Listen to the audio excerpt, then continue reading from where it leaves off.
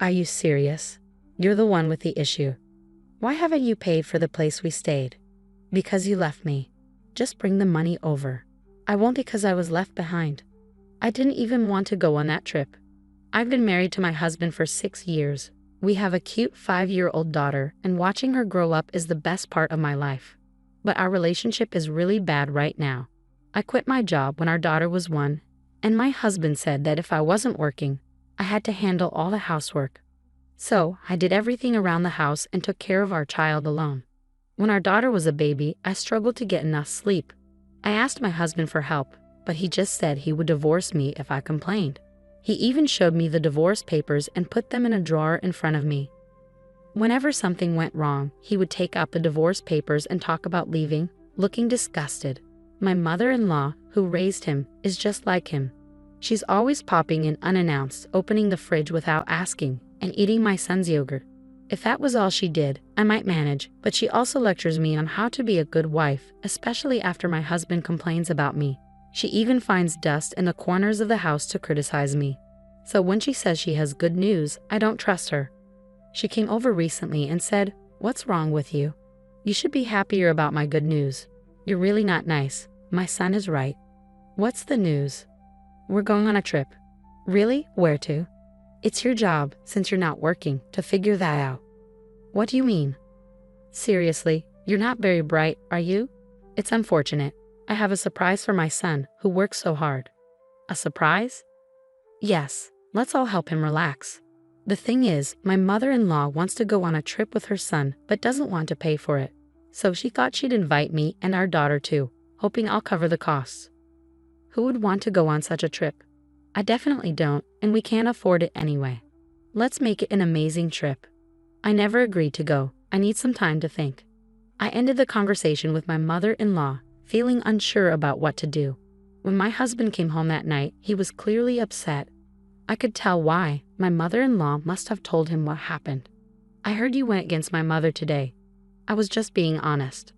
"What? Are you saying we can't take her on vacation?" "Exactly. We don't have the money for it." My mother-in-law said it was a surprise and had already told my husband about the trip. "What's the surprise in this?"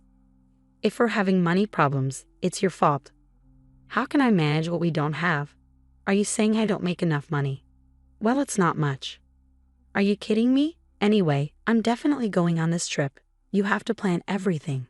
If you can't, we're getting a divorce." "I might as well get a divorce now, but I'm worried about what my daughter will think. That's my only concern." In the end, I had to find a hotel, even though I wasn't sure about the trip. After talking to my husband, my mother-in-law started making very specific demands. She wanted a room with an open-air bathtub and the best meals, among other things. I wondered how much it would cost to meet her demands, but I knew if I didn't, she'd make sarcastic comments. So I decided to go ahead and meet her requests, even if it was shameless. I managed to get everything she wanted. When she found out, she was still very tense and irritated, and said something I couldn't really understand. "It's because I suggested everything to her. Without my mom, you wouldn't have gotten the place." My husband started lecturing me as usual during dinner. After 4 years of this, I was used to it and just let him go on. The one good thing was that he didn't make sarcastic remarks in front of our daughter, probably because he didn't want to show that side of himself to her. On the day of the trip, I was driving. I rented the car and was behind the wheel. My husband was just sitting in the passenger seat like he owned the car, and my mother-in-law was in the back, not paying any attention to our daughter. Instead, she was talking to herself about souvenirs. I had been driving all morning, and neither my husband nor my mother-in-law offered to help. I wasn't allowed to take a break, so we finally stopped at a rest area when my daughter needed to use the bathroom. I quickly took her to the restroom and rushed back to the car, but it was gone. I drove around the parking lot, panicking, but the car was nowhere in sight. I called my husband, but there was no answer, so I called my mother-in-law. "You guys took too long," my mother-in-law said with a laugh. "We left you behind." I tried to explain that I had only been gone for a few minutes, but my husband interrupted. "This is your fault for not listening to me. You don't deserve to go on this trip. Was that your plan from the start? If it was, then what about our daughter, Nina? She's just like you. She's been acting up lately and even talked back to Mom. She needs to be punished too. But she was looking forward to this trip. I'll reconsider when you both apologize. If you understand, you can go home now. My husband hung up the phone. So what do we do now? It's a long way home. Mom, are you okay? Did Dad and Grandma leave us? I guess so. They're so mean, aren't they? Yeah, they are. Are we going home? Yeah, but I know you were looking forward to this trip. But I only wanted to go because I was with you, Mom. If we're going home, I want to go home too. Then let's have an adventure together. An adventure? My daughter's happy smile lifted my spirits. I called my friend Lisa, who lives nearby, and explained what happened. She quickly came to pick us up and take us home. Hey, what are you going to do? My friend waited until my daughter was asleep before she started talking. I think I'm going to get a divorce. That's good. You've put up with a lot. Yeah, and I don't want to stay married to someone who treats our daughter badly. I signed the divorce papers and asked Lisa to be a witness. My mother-in-law was already listed as another witness, so I could file the papers right away. 3 days after we got home, my phone rang right after I dropped my daughter off at kindergarten. You've got to be kidding me. You're the one with the problem. Why haven't you paid for the accommodation? Because you're the one who left me. You should have paid in advance. Oh, really? And why does the hotel cost $6,000? That's because we had to meet all of your mother's demands. Come over here with the money as soon as possible. I'm not going to. I'm the one who was left behind, and I didn't even want to go on that trip. You and your mother enjoyed yourselves, so why don't you split the costs? That's $3,000 each. At that moment, I heard a woman's voice on the other end of the line. It's time for you to pay. If you don't, I'll call the police. No problem, my wife will pay. She's on her way here right now. Where is your wife now? At home. I checked your address, and it seems like you're far from there. You left her at the service area and now expect her to come just to pay. Excuse me? Your wife and I have been friends since high school. I was the one who picked up your wife and daughter from the service area. I asked my old friend for help with this trip. She offered me a free stay at the hotel she owns.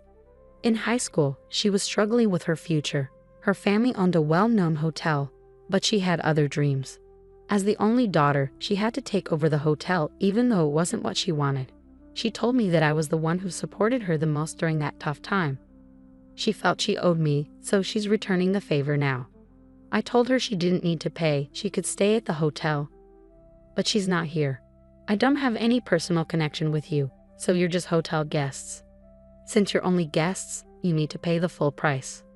Alright, how about you use your credit card to pay for now, and you can charge it to your wife later. I don't want to do that. It's not that you don't want to, it's that you can't. Wait, what do you mean? Your son's salary is $1,200 and the credit card limit is only $3,000. What do you mean, your wife is lying? You said you were making a good salary. My husband just stayed silent. He's a salesman and he earns more if he gets contracts, but he only gets the minimum guaranteed salary. Despite having a lot of sales, he only gets the minimum pay, so he doesn't have enough money. Don't tell me you're going to use your savings to pay. That's reserved for the divorce, alimony, and child support. What are you talking about? I filed for divorce. Didn't you say you divorce me anytime? Yes, and I filed the papers as quickly as I could. So if we're not married anymore. Hold on a minute. I'm not waiting. My husband eventually agreed to pay Lisa in installments. I then hired a lawyer and officially filed for custody of my daughter, child support, and alimony. I moved my daughter back to my parents' house. One of Lisa's hotel regulars is an executive at my husband's company, and he told him to pay for the stay in full.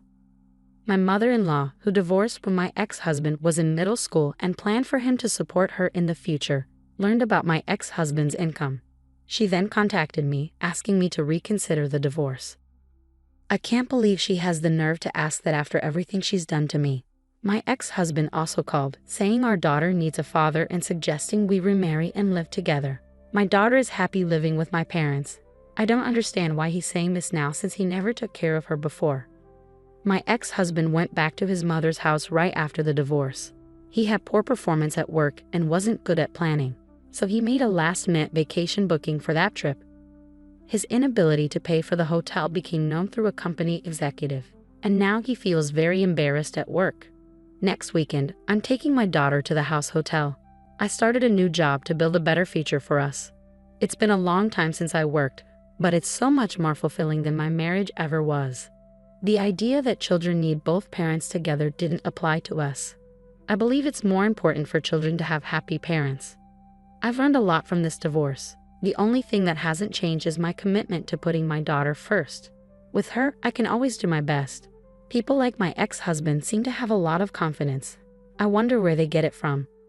Overall, I think the divorce was the right choice. I'm grateful for my wonderful daughter and supportive friends. I hope you find peace and happiness with your daughter from now on. Thank you for watching. If you enjoyed this, please subscribe to the channel. See you in the next video.